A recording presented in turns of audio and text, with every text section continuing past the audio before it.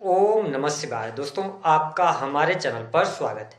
आज के इस कार्यक्रम में हम आपको जानकारी देने वाले हैं न्याय और कर्म के देवता शनिदेव 28 नवंबर 2025 को मार्गी हो रहे हैं।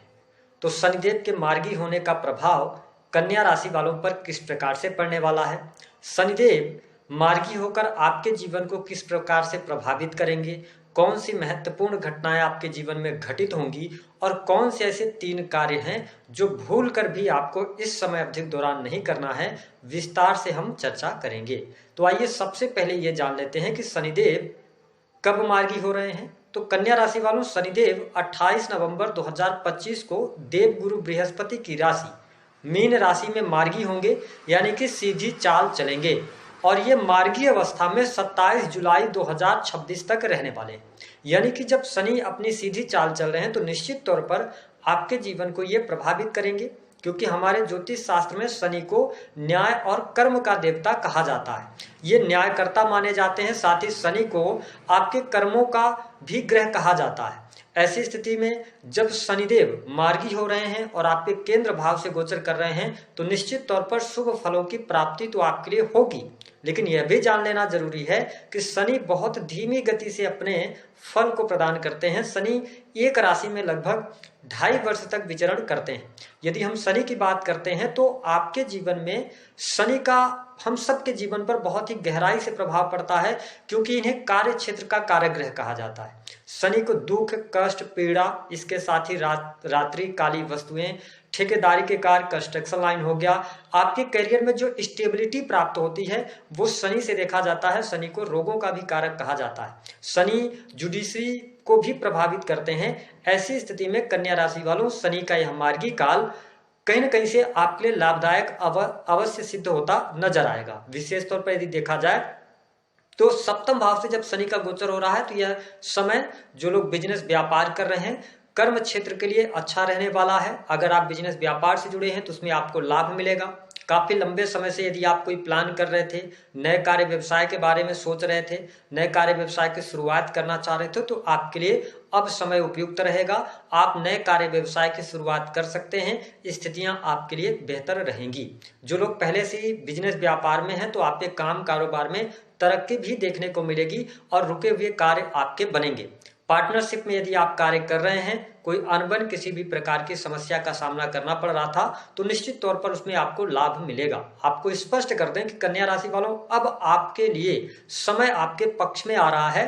अब देखा जाए तो आने वाले समय में आपको बहुत बेहतरीन लाभ प्राप्त होगा। आप जिस भी धंधे में हैं, जो भी आप काम कर रहे हैं, उस बिजनेस व्यापार से, काम धंधे से आपको लाभ अवश्य प्राप्त होने वाला है। हाँ, ये बात जरूर ध्यान रखना पड़ेगा कि थोड़ा सा ना आपके अंदर साधु भाव इस टाइम पे आएगा धन को लेकर, कि जितना मिल रहा है उतने में ही संतोष करना चाहिए। तो ऐसी प्रवृत्तियों से आपको बचना चाहिए। अगर आप किसी कार्य व्यवसाय की शुरुआत विशेष तौर पर आईटी सेक्टर में या किसी भी प्रकार के सर्विस प्रोवाइडिंग कार्य क्षेत्र में आप कोई कार्य करना चाहते हैं, किसी भी प्रकार के भोग विलास की वस्तुओं की आप बिक्री करना चाहते हैं, मार्केटिंग करना चाहते हैं, तो यह समय आपके लिए देखिए शनि सप्तम भाव से गोचर कर रहे हैं। तो जब हम दाम्पत्य जीवन की बात करते हैं तो देखिए, दाम्पत्य जीवन को लेकर छोटी मोटी चुनौतियां अभी भी बरकरार रहेंगी। अगर पहले से रिलेशन खराब चल रहे थे तो काफी हद तक उसमें सुधार तो देखने को मिलेगा, लेकिन शनि जैसे ग्रह जब सप्तम भाव से गोचर कर रहे हैं तो कन्या राशि वालों, वैवाहिक जीवन में थोड़ा सा आपके संबंधों में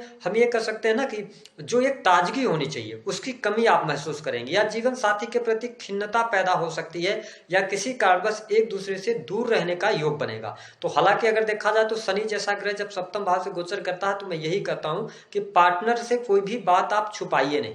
अगर आप अपने पार्टनर का साथ लेके चलते हैं, अगर उनके स्वास्थ्य को लेकर कोई परेशानी है तो उनकी स्वास्थ्य संबंधित परेशानियों को आप टेकल करते हैं, आप उनका सहयोग करते हैं तो और उनका आप सपोर्ट करते हैं, तो ये शनि आपके दाम्पत्य सुख में भी बहुत ज्यादा कमी नहीं आने देंगे। लेकिन मेरा ये मानना है कि शनि के सप्तम भाव में गोचर करने की वजह से बिजनेस व्यापार में तरक्की होगी, काम कारोबार आपका बढ़ेगा, रुके हुए कार्य आपके बनेंगे, ठीक है, नए ऑर्डर्स मिलेंगे, नए कार्य व्यवसाय की शुरुआत होगी, लेकिन दाम्पत्य सुख में थोड़ी सी कमी होगी। अब देखिए, शनि की तीसरी दृष्टि की जब हम बात करते हैं तो शनि की तीसरी दृष्टि आपके नवम भाव पर पड़ रही है। अब देखिए 9th हाउस जो है ना, ये हमारे कल्चर का होता है, ये धर्म का भाव होता है, ठीक है, ये पिता का भाव इसको माना जाता है, इसके साथ ही हायर एजुकेशन का ये भाव होता है। तो निश्चित तौर पर जो स्टूडेंट विद्यार्थी एजुकेशन ले रहे हैं, विशेष तौर पर यदि आप हायर एजुकेशन से जुड़े हुए हैं, तो देखिए शनि की दृष्टि जहां पर पड़ती है वहां पर ये आपसे ज्यादा परिश्रम कराती है, यानी कि शनि की दृष्टि जहां पर पड़ रही है वहां पे आपको ये नुकसान देंगे। कब नुकसान देंगे?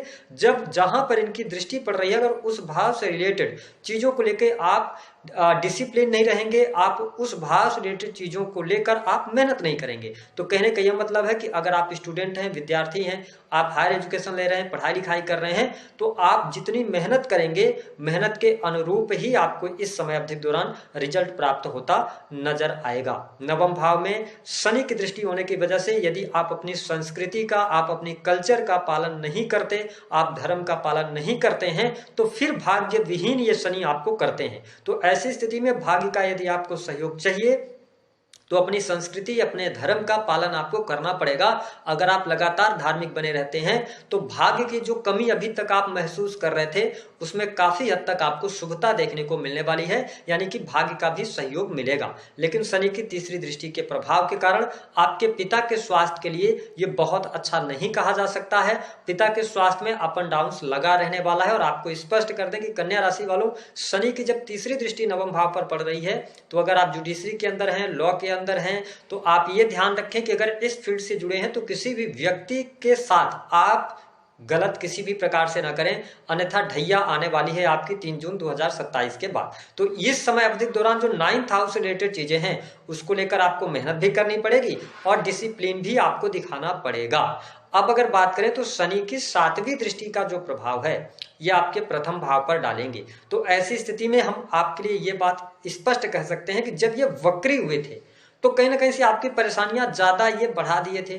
छोटी छोटी बातों को लेकर आप परेशान हो रहे थे, है ना, तनाव आपको हो रहा था। आप एक छोटी सी बात को बहुत लंबे समय तक खींचते थे और स्वास्थ्य रिलेटेड प्रॉब्लम भी परेशान कर रही थी। लेकिन शनि के मार्गी होने की वजह से हम ऐसा नहीं कह सकते कि पूर्ण रूपेण आप स्वस्थ हो जाएंगे, लेकिन हाँ, अगर आप अपने खान पान पर, दिनचर्या पर नियंत्रण रखते हैं तो स्वास्थ्य आपका अच्छा होगा, उत्तरोत्तर वृद्धि होगी, एनर्जी, ऊर्जा आप में अच्छी रहने वाली है। हाँ, जब शनि की दृष्टि लगन पर पड़ती है तो हम यही कहते हैं कि अपने आप को साफ सुथरा बनाकर रखिए। जितना ज्यादा आप साफ सुथरा रहेंगे उतना बेहतर परिणाम ये आपको देने का कार्य करेंगे। हालांकि थोड़ा सा कार्य, जब भी आप कोई कार्य करेंगे तो उसमें स्लो गति से आप कार्य करेंगे, लेकिन ओवरऑल ठीक रहेगा। हेल्थ का थोड़ा सा ध्यान रखिएगा, तनाव कम लीजिएगा तो आपके लिए बेहतर रहने वाला है। हालांकि आपको स्पष्ट कर दें कि शनि की दृष्टि, जो 10वीं दृष्टि का प्रभाव है, ये आपके डालेंगे 4th हाउस पर, जहां पर धनु राशि आती है। अब इस बात को समझने की आवश्यकता है कि 10वीं दृष्टि जब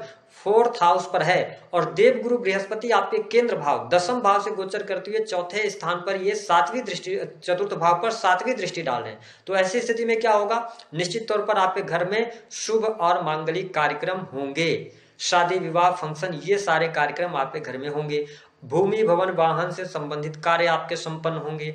अगर पैतृक संपत्ति को लेकर कोई परेशानी चल रही थी, कोई समस्या चल रही थी, तो वो समस्या आपकी दूर होगी। इसके साथ घर परिवार का माहौल, अगर देवगुरु बृहस्पति की दृष्टि नहीं पड़ती तो ये विघ्न शनिदेव डाल सकते थे, लेकिन देवगुरु बृहस्पति की दृष्टि की वजह से आपके सुख साधन में वृद्धि होगी, भूमि भवन वाहन का लाभ होगा, घर परिवार का माहौल अच्छा रहने वाला है। लेकिन थोड़ा सा माता की हेल्थ को लेकर समस्याएं रहेंगी, इस बात को नोटिस करके चलिएगा। जो लोग इंटीरियर डिजाइनिंग का काम करते हैं या शोरूम वगैरह चलाते हैं, ठीक है, जमीन की खरीद फरोख्त का काम करते हैं, रियल एस्टेट के बिजनेस से जुड़े हैं, उनके लिए परिस्थितियां काफी अच्छी रहने वाली है। जो लोग बात करें तो नौकरी पेशा लोगों के लिए यह समय काफी अच्छा रहेगा। नौकरी पेशा जीवन में आप अच्छी तरक्की प्राप्त करने वाले हैं। वरिष्ठ अधिकारियों का पूर्ण रूप से सहयोग भी मिलेगा।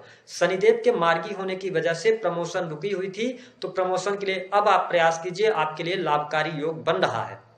धन बहुत अच्छा आने वाला है, धन लाभ की स्थितियां बेहतर बनती नजर आ रही हैं। यदि आप कर्ज में दबे हुए थे तो कर्ज से बाहर निकलने का अवसर मिलेगा।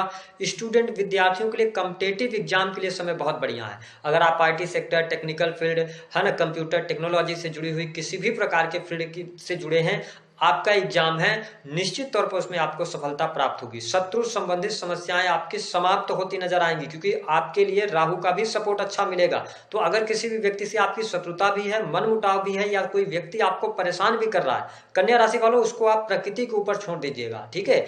आप उससे लड़ने नहीं जाइएगा। तो आपके लिए इस शनि का शुभ प्रभाव आपको देखने को मिलेगा, साथ ही राहु का भी शुभ प्रभाव आपको देखने को मिलेगा, साथ ही देवगुरु बृहस्पति भी आपको बहुत अच्छे रिजल्ट देंगे। हमने थंबनेल पे जो लिखा था कि 3 बातें या 3 गलतियां भूल कर भी आपको नहीं करनी है। पहली बात क्या है, सप्तम भाव से शनि का गोचर हो रहा है, केंद्र भाव से गुरु का गोचर हो रहा है, तो शनि से रिलेटेड दान आपको नहीं करना है।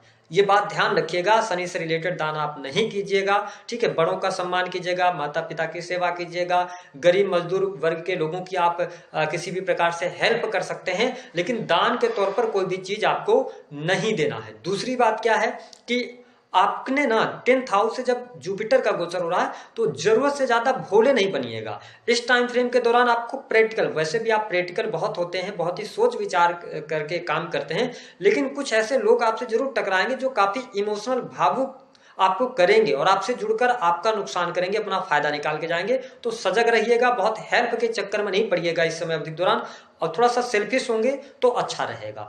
तीसरी बात अगर हम कहें तो तीसरा यह है कि मैंने कहा कि लड़ाई झगड़े, वाद विवाद, कोर्ट कचहरी आदि के मामलों में फंसने से बचिएगा, क्योंकि राहु 6 हाउस से गोचर कर रहे हैं और जस्ट उसके आगे अगर देखा जाए तो शनि ग्रह विराजमान है।